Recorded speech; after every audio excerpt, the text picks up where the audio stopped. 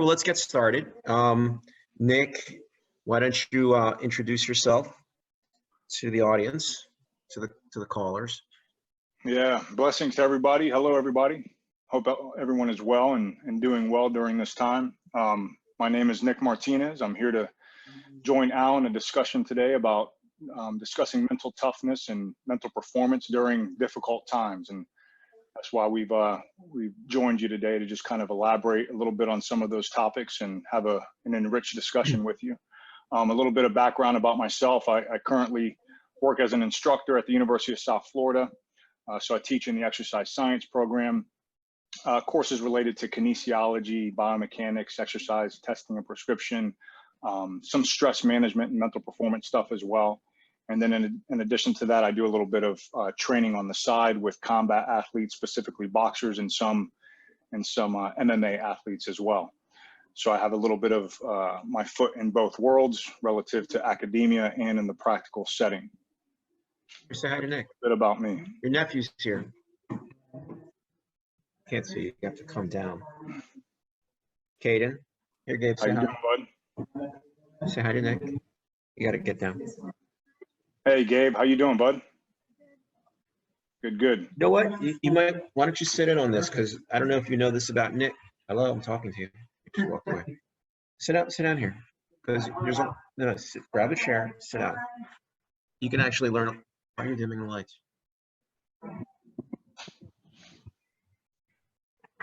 My head looks like. Does my head look like a crystal ball? No, mine probably does.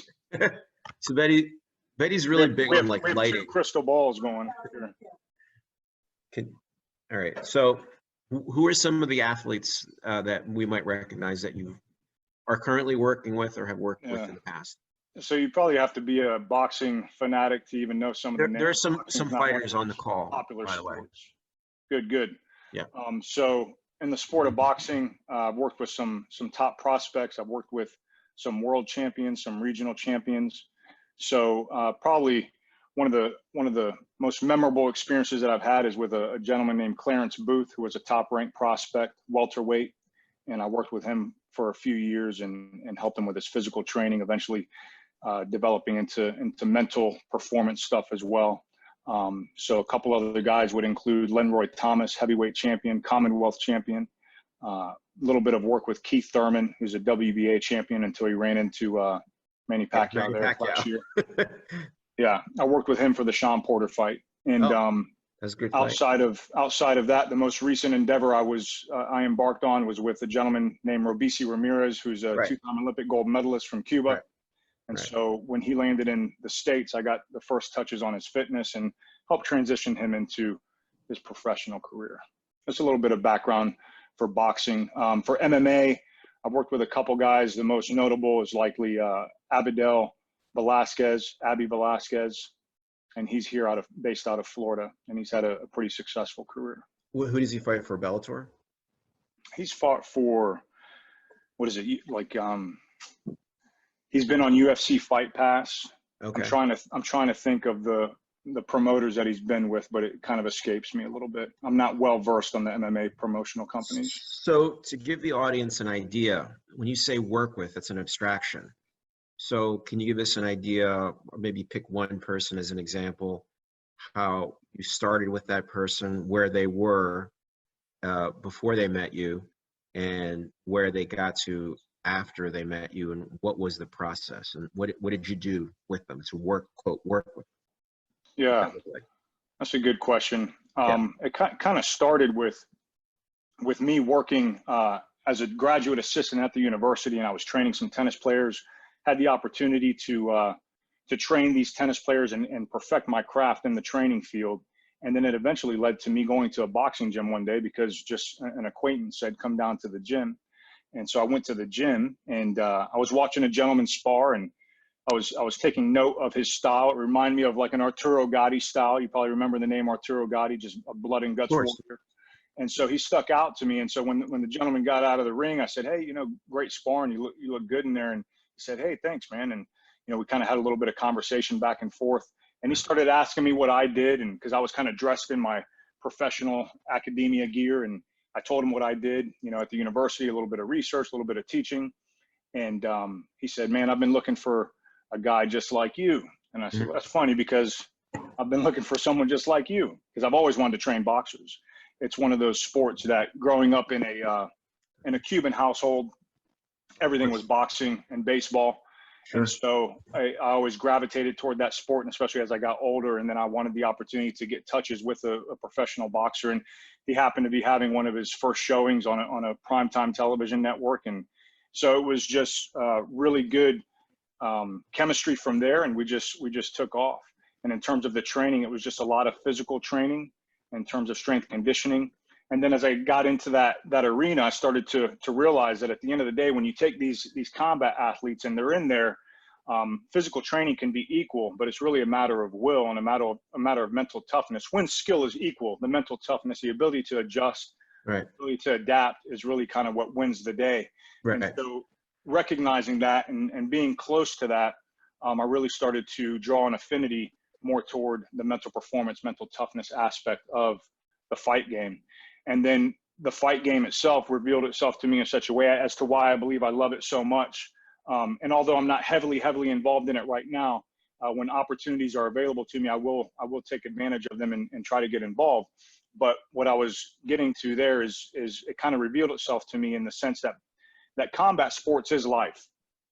And really, when you think about boxing is life. And we hear these idioms and these analogies that we draw on every day, even though we don't really realize it. And so I often say this in the classroom when I'm trying to drive this message home, and that's that, boxing is life. When you get knocked down, what do, Al? Well, you get back up. You get back up, right? And so that's just one. And that's the most common one that we typically hear, right? But a lot of times you hear, well, you just got to, life is challenging, it's tough. You got to roll with the punches, right? Yes. Sometimes you have to live to fight another day, and you have to kind of take your bangs and your bruises on one day, but you live to fight another day. So maybe you have to throw in the towel. And you also, right. There's a million of them. A million of them. Very, probably the most important one is recognizing your environment and who your mentors are and who supports you. And that goes to who's in your corner. Right. And I find that that's another very important one. So in my approach, not only to the sport of combat sports and boxing, but also in life, is that boxing is life. Okay, got it. So it's a struggle, and it's sacrifice. So rather than running from struggle, lean into the struggle. So you have a champion sitting. I have a champion sitting here next to me. I know that. I know that. So, do you have any questions that you'd be interested in asking? Did you know this about Nic? You did. Okay. Did you ever want to ask him a question, like as it pertains to what you're dealing with now, whether it's obviously being home every day in quarantine, stuff like that? Feel free to ask him. You can't think of anything? If you think of anything, right here. Anyway, maybe something will come up. Maybe something will come up. So, what methodology do you use? So, for example, I know, for example, like Tony Robbins uses what is it called? Neuroassociative programming. And before that, he did NLP. So what methodology do you use with your athletes? In terms of mental training or physical training? Yeah. No, the mental part. The mental fitness aspect of it. I typically preface it with something that I learned probably my first year of college when I was like 18 years of age. Okay. There was a philosophy class that I took, and I was exposed to a book called The Road Less Traveled. Yes. A book written by Scott Peck, I believe is the name. I may have mistaken that. But one of the first passages in the book talks about life is hard. And once you accept that universal truth that life is hard, it becomes effortless. And not in the sense that it becomes effortless and it's easy and everything's a downhill ride, but in the sense of your ability to overcome challenges and face adversity becomes much more efficient, much more economical. Right. And so that book, I always draw upon that. And there's basically 4 principles in there that I often preface before I get into any kind of mental training. because when related to combat sports, specifically in the sport of boxing, I also believe in MMA, whatever's happening in the individual's life at that time in that training camp eventually is going to manifest that night of the fight. And so if you have a lot of mental baggage and mental struggles that you're carrying with you, you're only going to make things more difficult. And so becoming a very good problem solver, making good decisions, I feel is the key ingredient to achieving a peak level of performance for competition. And we can apply that to sport, and I believe we can also apply that to life. So, you know, I've known you approximately 20 years. So how old are you now? 43. Okay, so I've known you since you were in your early 20s. Yeah. And, you know, we spoke earlier today, and you're a better version of yourself today, much better than 20 years ago, right? Both physically, emotionally, mentally, arguably spiritually, I'm guessing. So could you share with everyone kind of where you were, what you were, maybe what burdened you, and what put you on the road to a mental, physical, emotional transformation? Again, Because I most think people, because most people that are older, right, they're at 40s, 50s, 30s, whatever, they always look to the past to think, oh, that was the best version of myself. I had more hair, you know, I had ripped abs, and now it's all downhill. Whereas you're the opposite, right? So go ahead. I'm sorry. Yeah, so I think that's another good question. It takes a lot of self-reflection, and I'm going to try to do my best to kind of elaborate on that. But I feel like on some level, it's always been in my nature, whether it's emotional or spiritual nature, to enhance myself. So self-development, and always, you know, not necessarily reading self-help books and stuff like that, but engaging with people that I find as mentors. I think that's very important. Like we just talked about, who's in your corner. So learning and building your knowledge base to help you make better decisions.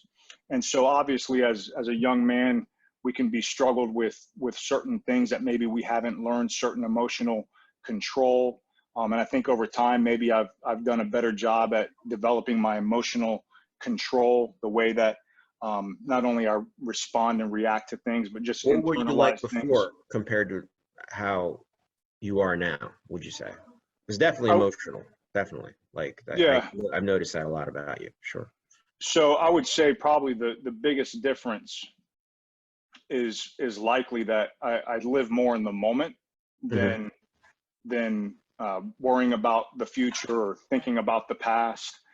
And so when you think about the stuff in the past, that can include individuals that maybe you feel had wronged you in a certain way, or people are judging you in a certain way, and you may predict that into the future as well. You know, this self-fulfilling prophecy that people start to believe before they even actually have a good rationale as to why certain things are happening. So I think living in the moment has probably been the biggest change for me if we were to go back 20 years and kind of fast forward to right now. And if I could identify something specific that was probably a very critical moment for me, and we kind of talked about this a little bit briefly, and you know a little bit about my history, and I share this in the classroom as well. Sure. And it's that you know, a few years back, I have a daughter. She's 13 years of age. At that time, she was a twin. You know, when she was born, she was a twin, and we lost our son. I lost my son when she was born, and at that time, it was very challenging to go through that. Here I had, you know, a daughter that was in the NICU, and she was only 25 weeks. She was born 25 weeks premature. We would go to the NICU every day and go see. I don't know what that's like at all. Yeah, actually, yeah. So you can definitely resonate with that. Sure. So at that time, it was very challenging because we had just lost a child. I just lost a child, and then had one in going through a severe, challenging moment. But someone very important to me, my brother-in-law at the time, spiritual advisor, you know, came by my side and was there with me. And he said, you know, Nick, when you lose a child, you lose a piece of your future. you lose the things that you intended to do with that child, the things that you wanted to do. You wanted to teach that child baseball. You wanted to teach that child boxing. You wanted to show him the ways of the world. And I've always wanted a son, but that was gone. That moment, that particular dream was gone.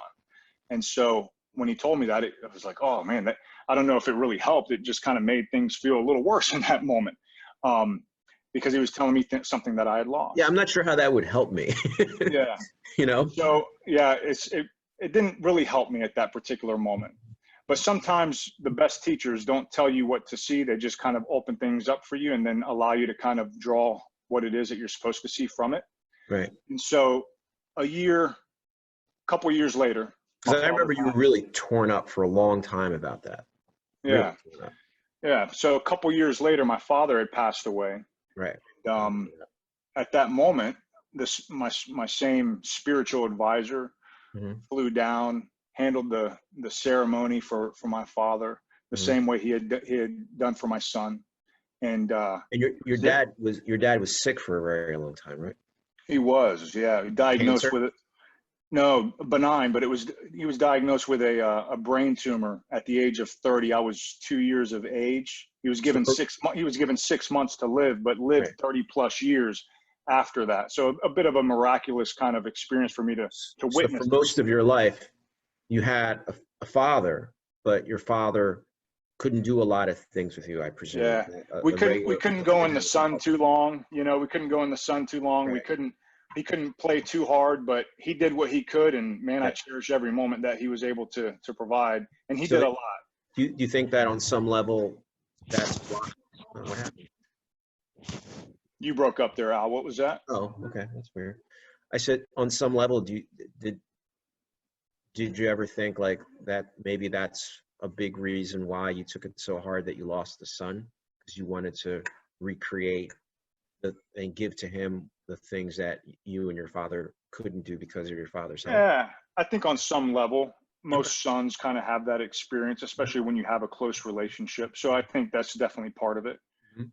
Not just to mention the whole human nature aspect of wanting to procreate. Procreate, yeah. Right? Yeah, survival and replication. That's what we're all about. Yeah. It's hardwired.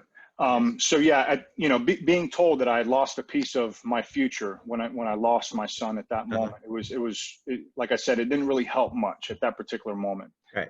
But I remembered it and it stuck with me. I was like, oh man, I was walking around for a few years thinking I've lost a piece of my future. I've lost a piece of my future. Right. So a few years later, my father had passed away. And at that moment, again, the spiritual advisor came down. He was sitting right next to me and he said, when you lose a parent, you lose a piece of your past, right? And you lose all the things that you did with them. You still have the memories, but you can never recreate that. That is now gone. And so here I am thinking again, this information is really not helping me in a valuable way. It's just kind of making me more emotional. Right. But Exactly. this individual then left my presence, left me with those thoughts, those ideas. And about 2 weeks of marinating on this stuff, I was like, man, I lost my past. I lost my future. I lost my past. I lost my future. Lost my past. I lost my future. What else do I have? The present. Have the present. Yes. And it clicked with me there at that particular moment to where I didn't really focus too much on those things that I had alluded to earlier, whether it was judgment, whether it was, certain emotional things. And I didn't try to predict things in the future that have yet to come. Right. And so I really learned in that moment in a very hard way, because a lot of pain was accrued during that process. But I learned in a very hard way what it meant to live in the moment. And I feel on some level, although I think about the future, and of course we think about the past, it's just human nature to do so. I don't sit there and resonate with it. I really feel that since that time, I've been living in the moment. And so as part of my message is really to people that I work with, some of the combat athletes I work with, students that I teach, is really try to embrace that concept. And sometimes I feel like sharing that story, it helps people. Yeah, it's very powerful.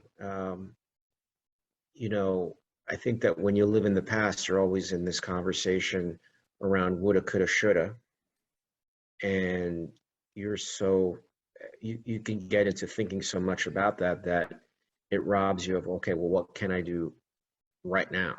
Right. Who can I be right now that would, Right. all those things that would make a difference, not only with yourself, but with others, right? And I think that's really why, I decided to, start doing these Zoom calls, so that I could bring you on, I could bring other people on, and I could share, your story that makes a lot of difference, and hear also the kind of difference that, you make with high level athletes. And even though obviously that's very rarefied air that those athletes are in, that doesn't take away from, they put themselves in a pressure cooker situation, Yes. very high stakes. And right now, I think that people are maybe needing to hear something like that. So can you walk me through, like, what a session would look like with an athlete? Like, where would you? A mental performance, mental fitness training session. Yeah. So I'm pretty sneaky in the way that I do that when I'm working with an athlete. I don't like to sit there and give an air of like a psychologist. So I'll try to sneak that in best that I can with the physical training. And so there's a lot of times, I'll give you a very crude example of maybe individuals have a fear of the water, right? But we know that in combat sports, like swimming, we know that in combat sports, typically sometimes strategy will be to take you into deep waters and to drown you, right? Yeah. Take you into the later rounds and try to take you when you're fatigued. Yeah. And so a lot of times what I'll do with physical training is, if I know individuals have a fear of the water, I'll literally put them in the deep end of the pool and make them wade the pool, and then give them certain types of, coaching advice as we're going through the process. So that's just an example of maybe some physical stuff that I don't recommend doing that, because you yourself have to be a good swimmer and be able to carry the person out. But it's sometimes a little bit of extreme measures is what's required to get good results. So it sounds like something like what Navy SEALs do, where they put them in the water and they actually try to drown them on purpose to build the toughness and keep them from freaking out. Right. Drown. Right. So I would say, outside of that, in terms of mental toughness, mental performance, there's a lot of different attributes to being mentally tough. And there's quantitative and qualitative literature that would support good rationales as to how to build it. Okay. But that would probably go into a pretty long-winded discussion. And so for academia and for educational purposes, I would really delve into some of those attributes, some of those constructs. But for applied settings, and for kind of what you're asking, is I really break it down to two variables, two factors. And those two factors are attention and action, right? So your ability to keep attention, your ability to maintain focus. Let's say it's on a tennis ball. Let's say it's on the boxer's shoulders, or the whole body of, your MMA opponent, depending on what it is that you want to focus on, maintaining focus on that. Let's say in daily life, it's being focused on the dangers that are around us. Okay. Whatever threats we may have. Now notice I didn't say to be fearful of them. I just said, have attention. Yeah. Be aware of them. So that attention, that awareness is key. And then the second part is your ability to act on it. So action.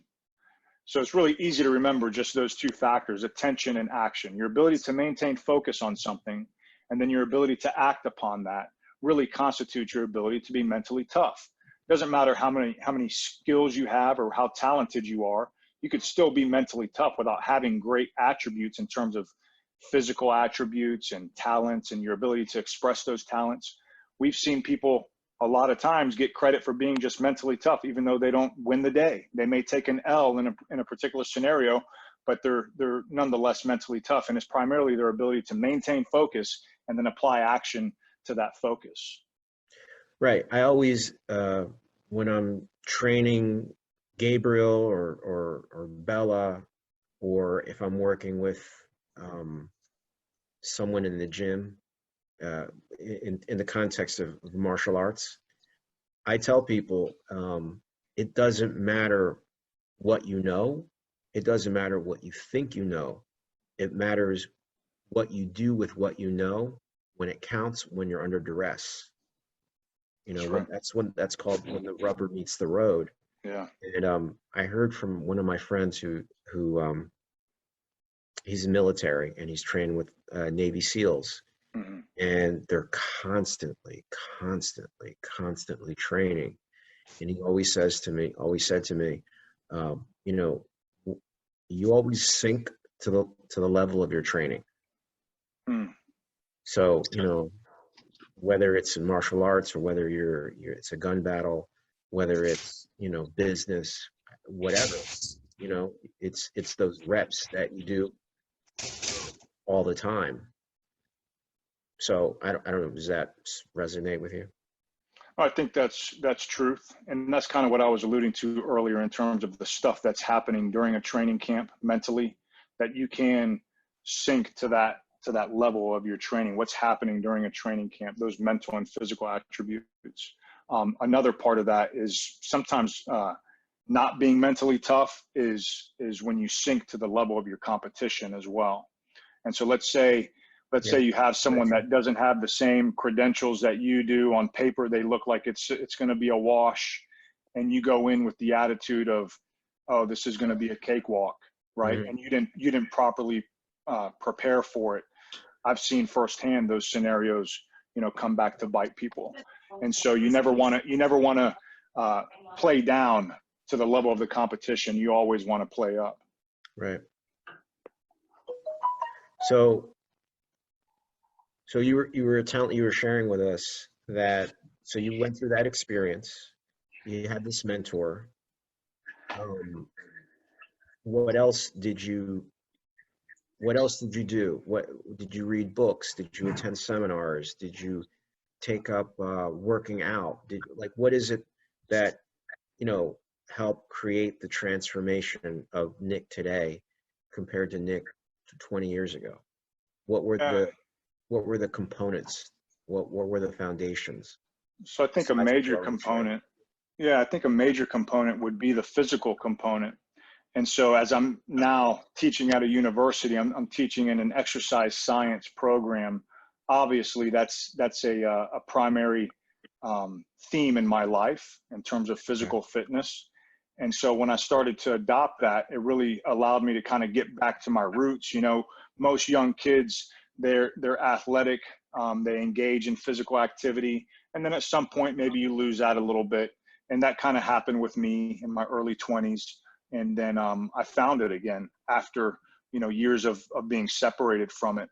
And physical fitness is one of these components that I truly believe affects the mind, body, and spirit. It's, you know, you work out, you look good, you feel good, you do good in the world.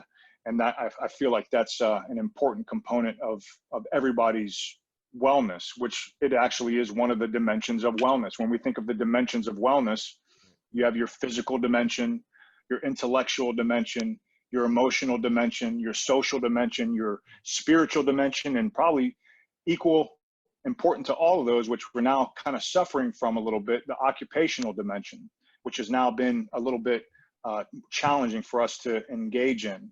So all of those dimensions of wellness are important, but I really feel that the physical fitness component is what builds all of those dimensions, or it has the ability to do so just on its own.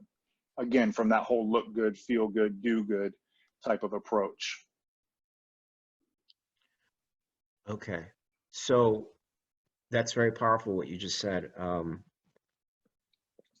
I think that, so there's certain things that happen to you, and maybe you can elaborate from a clinical standpoint, when you really do a hard workout, whether it's a sprint, whether it's lifting something heavy, whether it's sparring, I mean, climbing a rope, I don't know.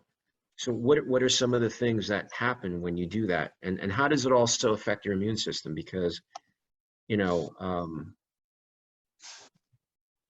now all of a sudden, right? Everybody's really interested in a cure for a disease, right? Hmm. And I'm of the opinion that there will never be a cure for that. No more than there's ever going to be a cure for the common flu. Yeah, the common cold. But for the common cold, right? So rather than focus on this vaccine and the government or science or doctors coming to save you, I'm of the school of thought of, okay, well, maybe that'll happen, but kind of unlikely, okay? Because if it was going to happen, maybe it would have happened already. What can I do, right? Myself, how can I take personal responsibility for my immune system? As a matter of fact, how does my immune system even work? And do my thoughts and my emotions play a part in what we consider to be our immune system? Yeah, so they do. Yeah. They do. When we look at literature, and there's plenty of research out there that shows you the effects of psychology on the soma, on the body, and it's really termed psychosomatic. And so whether it's psychosomatic wellness or psychosomatic illness that may occur, there's enough evidence to suggest that, yeah, it does start in the mind and does affect the body. My undergraduate degree was in psychology. And so if I don't remember too much of the psychology stuff, what I do remember is it was drilled into me that psychology is physiology and physiology is psychology. They're one and the same. And so they're not separated. And when we look at that psychosomatic literature, that would allude to the same thing. Really, when we talk about, the power of manifestation and just in of itself, that the whole idea of creating things with your thoughts, that literature would suggest that when you start to think about certain things that are negative in nature, you can actually manifest disease in the form of some matter in your body, because you put enough time and energy into that thought, it matters to you, you're going to create some type of matter from it. And so psychosomatic illness is evidence-based, and it does occur. So your thoughts do affect your immune system. It affects your overall wellness. It sounds like what you just said is really touching on the subject of epigenetics. So maybe for some of the people on the line that don't know, so everyone knows what genetics is, right? But not a lot of people know what epigenetics is and its role in impacting your health. So maybe share a little bit about that. Yeah, and I'm not super well versed on epigenetics. I'll just kind of start with the fundamentals, and maybe Sure. You can help elaborate on this as well if Sure. you're pretty versed on it. But epigenetics is beyond the genetic foundation. So things that happen outside of your genetics, such as the environment. One thing that sounds like to me is the reciprocal gene environment, and that our genes are always attempting to express themselves in a way based off of our environment. So if I have the warrior gene, right, we know that there's a warrior gene, and that's typically people that can maybe be a little aggressive or assertive, however you want to label it. Some people have this warrior Yeah, gene. I So that warrior definitely. gene may always be trying to express itself through its environment, and it finds scenarios, situations that it's capable of doing that in. So it kind of sounds like reciprocal gene environment. So we're always having this interaction between our genes and our environment to express themselves in the most favorable way, to express our talents, our skills in this world in the most favorable way. So let's presume that everything that you're sharing here is correct, scientifically sound. For someone that is dealing with whatever they're dealing with right now, what would be some of the things that you could share that would make a difference? Like during this time, like Yeah. this challenging time. Sure. I would say it's very important to focus on your dimensions of wellness. And so if I can go back over those real quick, and I'll define those. Okay. And before I define those, let me just kind of add a little preface to that. And that's that I'm a firm believer that your decisions, your choices in life are based off of your motivations, which are dependent upon your definitions. So if my definitions of wellness are this small, I'm going to make decisions based off of that small scope of definitions. What Now would be in that circle, for example? not a lot. Okay. So it's a But very narrow view. yeah, very narrow view. Now, if I go and I expand my definitions of that, and so now this is that's the expansiveness of my definitions. Now I have a broad amount of knowledge on that topic. I can make decisions that are now conducive to being successful in whatever area we're talking about. We could say, I want to be a badminton player, a boxer. I want to be an entrepreneur. Whatever it is that you want to do, expanding your definitions is ultimately going to enhance your ability to make wise decisions. Okay. So this whole wellness concept, I'm just going to define it pretty quickly. And so it's up to the viewer to kind of go enhance those definitions a little bit more. But when we think about the physical dimension, obviously that's exercise, eating good foods, right? Those two kind of fall into that. Intellectual. What's good food? Good food is whole foods, whether you want to be vegan, whether you want to be a carnivore. I'm not really big into that. I think that's more of an aesthetic aspect of things, but without getting into too much of that stuff, I think just whole foods, natural foods, organic foods is probably your best approach. Got it. Okay. Hold on a second. So exercise and nutrition for the physical dimension. Within the intellectual dimension, obviously enhancing your knowledge base. Self-education is the most important education. That's coming from a teacher. I love to educate. I believe that's part of my purpose in the world. And so I love to teach, but I'll tell all my students that there's nothing like self-directed education, because you're going out there, you're learning it, and it's going to resonate more with you because it's stuff that you're interested in, right? Something that you found out for yourself. So always being a learner, what we call a lifelong learner in that intellectual domain is very important. Within the emotional domain, the ability to react and respond to challenges in a favorable way. So not flying off the handle and not getting upset over each and every challenge that comes before you. So having that grit, that ability to overcome challenges kind of falls into that emotional domain. So we have physical, intellectual, emotional. Your social domain, that's an area that we seem to be separated from right now. We have this whole stay-at-home initiative and the social distancing that's occurring. So obviously that can be super challenging for us. But as creatures of being social with each other, we need that. And so that's why we're gathering today and talking on this Zoom meeting, is because we're missing that in our lives right now. And so that's a very important component of it. And my biggest fear is that as we get back to normalcy, is that there's going to be a lot of firmaments, a lot of barriers, that people don't want to do this, they don't want to do that, because they're so fearful of what's been happening over the past month and a half, that they're going to be super cautious and not engage in the social behavior that they typically have done. So I think that's an important aspect to recognize. Your spiritual domain, or the spiritual dimension rather, is expressing your purpose and your talents in this world. So finding out what that is, obviously having a strong faith, whether it's a religious faith, whether it's a spiritual faith. I'm a firm believer that there's a higher power. And so I have faith in that each and every day. In addition to that, the cognitive dissonance component can really be disruptive to your spiritual So people self. might not know what that means. Could you tell people what cognitive dissonance means? So cognitive dissonance in a basic definition is I carry a belief about something, right? I have a thought, an idea, a philosophical approach to something, but then my actions don't align with that actual thought, with that idea.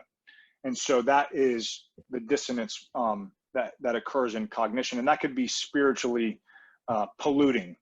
So people should be aware of that. Mm-hmm. So your thoughts, your ideas, your philosophy should align with your actions. And then your final dimension, another one that's severely impacted right now, is your occupational dimension. So your talents, your Mm-hmm. skills, being able to express those, again, very similar to the spiritual dimension, being able to express those in this world. And so there's a lot of people right now, unfortunately, that are suffering because of job loss and unable to work. And some people may be struggling with that more than others, because they may truly love their job, because they're able to express themselves in this world in a favorable way. Whereas other people may not be as affected by it because maybe they didn't like their job to begin with. And so what I'm getting at there is we should all be doing something that we're super passionate about, that when our feet hit the ground in the morning, you're ready to start sprinting. And if you're not doing that, you're probably in the wrong profession. And so I think that is how we truly contribute to society, to ourselves, and to the world at large, is having something that we do each day. You know, like the Bible says, we should work every day. We should work every day. We have one day off, but you should work every day. And so I find the occupational dimension very important. So this is only like my second, maybe third Zoom call. And I'd like to open up everyone for questions with Nic, if they have any. I'm not sure if I have to unmute you or you've all muted yourselves. I can't really tell. I think some people are just unmuted. I think anybody could probably speak as long as they hit that icon at the bottom left. So I'll start with Grace. Do you have any questions for Nic? Hey Nic, this is Grace. How are you? Good, Grace. How are you? Take yourself. How come we can't see you?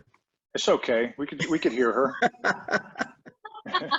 You can show the live video if you want, but you don't have to.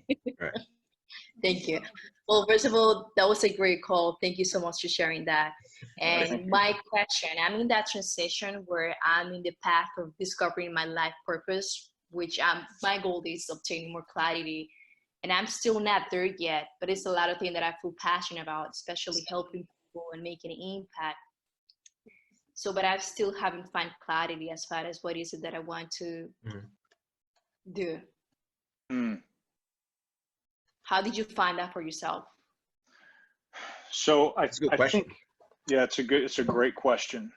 And so some people, and it sounds like you're an individual that maybe has more than one talent, more than one skill. And so that can be challenging sometimes for people to kind of say, oh, this is the path I want to go down, and I'm going to go 100 miles per hour head first into that path because I know that that's the way. Some people may have more than one path. They could have 3, 4, 5 paths, multiple talents. So if you kind of find yourself in that situation to where I don't know if I want to do this or if I want to do that, I don't want to make the wrong decision, I would say it's very important, Grace, to kind of focus on the thoughts that resonate with you most. So if you have 2 ideas and one of those ideas really gives you a good feeling, just the thought of it, it could be, contributing to others and helping others in a specific way. And maybe the second thought is also helping others and contributing to others, but maybe in a slightly different way. And so if you really sit with those 2 thoughts and let them resonate and see which one gives you the most feeling, the best feeling, that's likely what you should be expressing in your life. And so I think it boils down to something very basic, and this is what I like to use. Everything should be a hell yes or a hell no, right?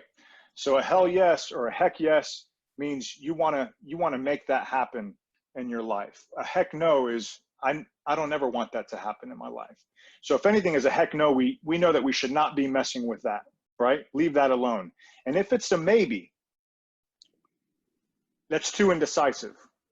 We would say actually put that in the hell no box too, the heck no box, because it's too much of a maybe. It's indecisive. Always go with what resonates with you the most and what you want to express in this world. I would say is probably how I found what I believe to be my passion. And I would also end with I'm never afraid to reinvent myself. So while I'm doing what I'm doing today, tomorrow may be something different. And I'm always up for the challenge to reinvent myself. I love that. It's awesome. Thank you so much. Yeah, So, thank you. Do you want me to give some input? Yeah. Okay. You know, I was thinking, you know, we live in a culture and a society in the West, mainly, that the way even that we interact with each other, one of the first, if we met each other at a party, one of the first questions would be, oh, so what do you do? Right? So what you do isn't just something that you do to make money, right? What you do is your identity. It's a cultural identity. It's an identity in the marketplace. On some level, it gives you your self-worth, right? And so what I can share about that, so being in the real estate business now for 32 years, the last time the economy went through a recession, it really impacted me, because I own like 100 properties, whatever, and I lost everything. And what happened was when the banks failed and when AIG went out of business, a lot of my tenants that were employed became either unemployed or underemployed, meaning instead of working 40 hours a week, now they got cut down to 20 hours, 23 hours a week, and it wasn't enough for them to pay their bills, pay their rent, etc. And, you know, I had started building a portfolio, I'd say my late 20s, and I was 38, 39 years old at the time. I sacrificed a lot to be able to, you know, build that portfolio. So I had a lot invested in my net worth, right?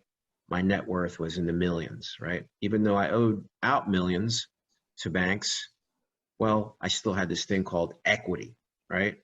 Which was the difference between what the properties were worth, allegedly, and what I owed to the banks.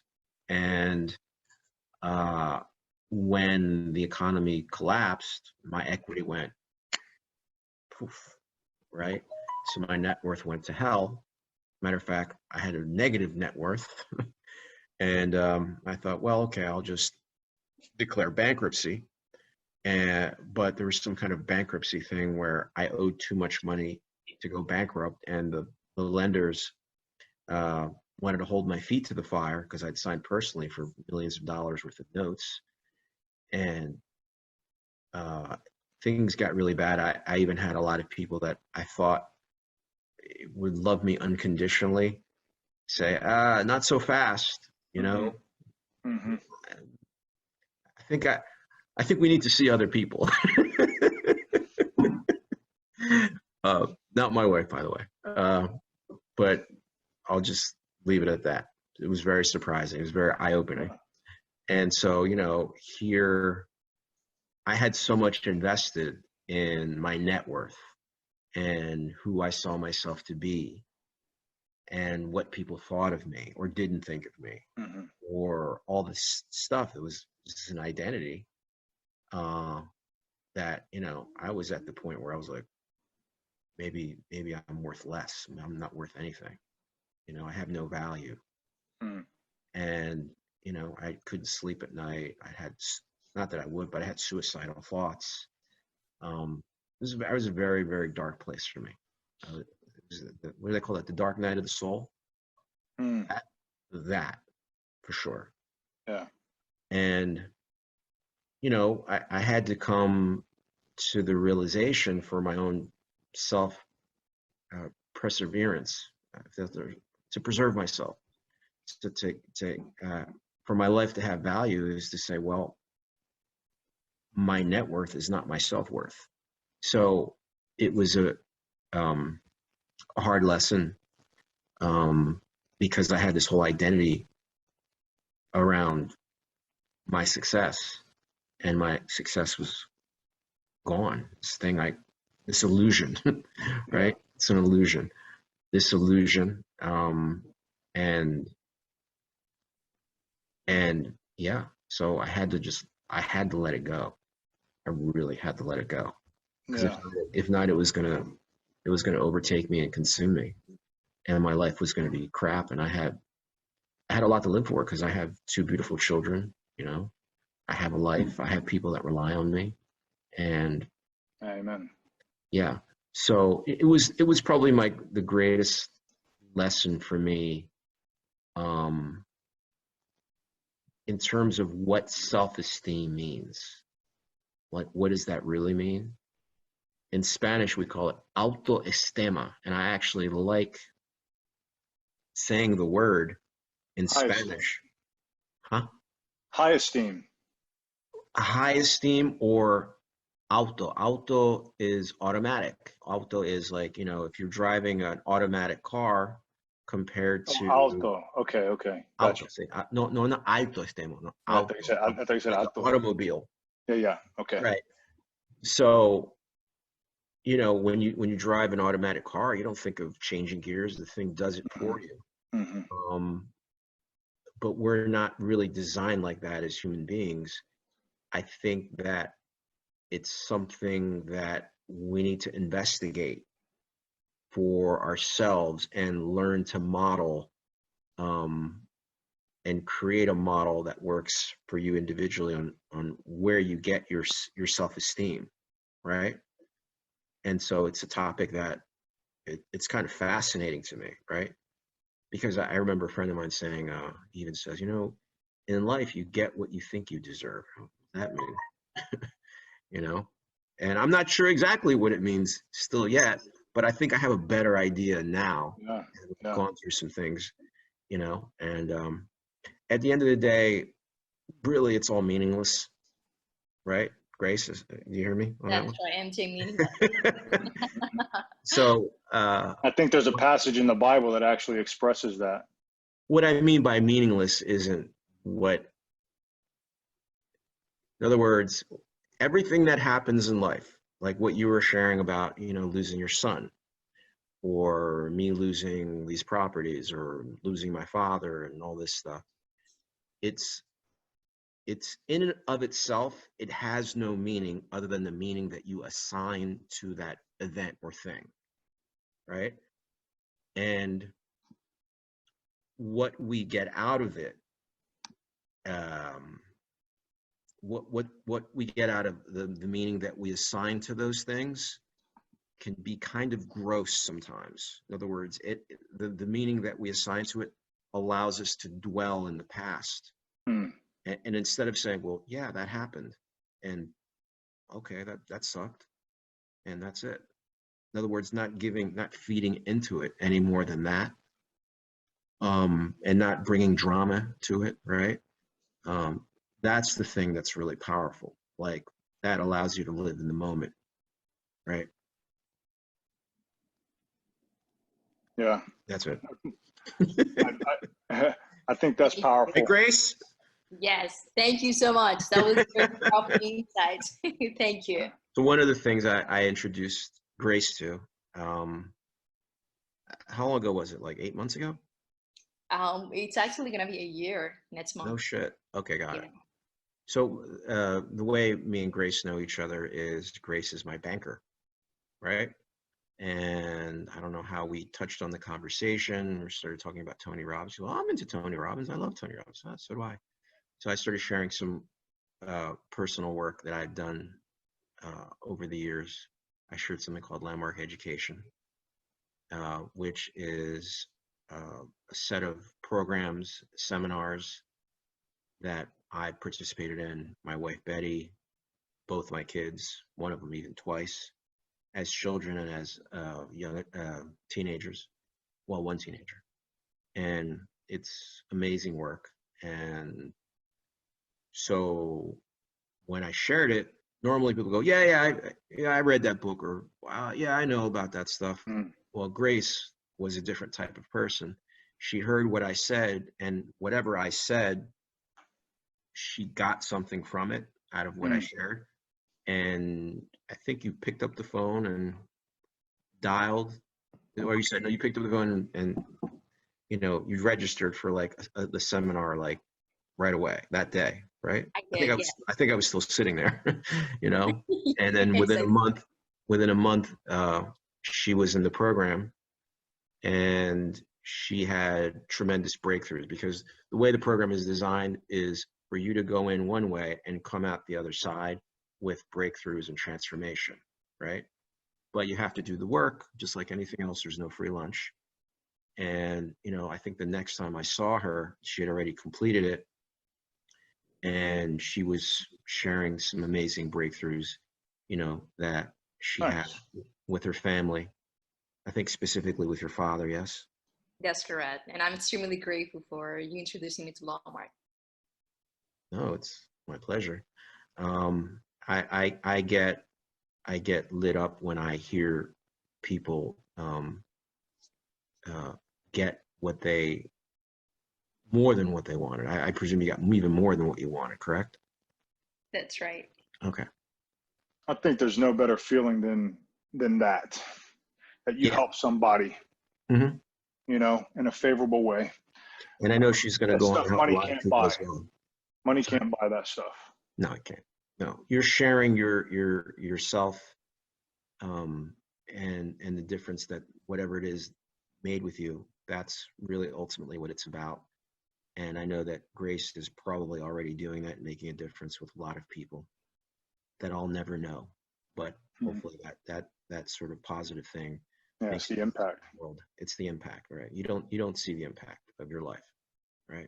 Yeah. Right, Grace? That's correct. Okay. Does anybody else have any questions? Patricia. I don't even know who Patricia is. Who's Patricia? I think I know who that is. Okay. Who is it? I think that's my mother. No Is kidding. is that you, Mom? That's me. Oh. She doesn't have any Sure. questions for me. She probably came on just to teach me about something. Oh, is that right? Yeah, I I'll call you. I'll call I have you one of those later. moms too. I'll I'm call you surprised she's later. not like texting you, sit up straight or something. Yeah, she's here to heckle. She's probably here to heckle. Are you slouching? I'm kidding. Love you, Mom. Love you, baby. And who's Martinez? Probably one of the other crew members there. Well, I know a lot of Martinez, so. Hey, it's Jolie. It's Nick's Oh, it's wife. Jolie. Okay, so it's your Hey. wife, dude. It doesn't count. I thought it was my daughter. Yeah, it doesn't count. We had a few. In the other room? at the beginning. We had maybe 8 or 10 people. Yeah. Yeah, We must have good. bored them. That's good. Okay, so I guess nobody else has any other questions. I'll just wrap this up. I feel like we could have probably gone in a couple more, directions. Yeah. And maybe another day. Hopefully not, right? Hopefully we'll be out and about and not doing this. But whatever. So. If we do, we do. Yeah. All right, Nick.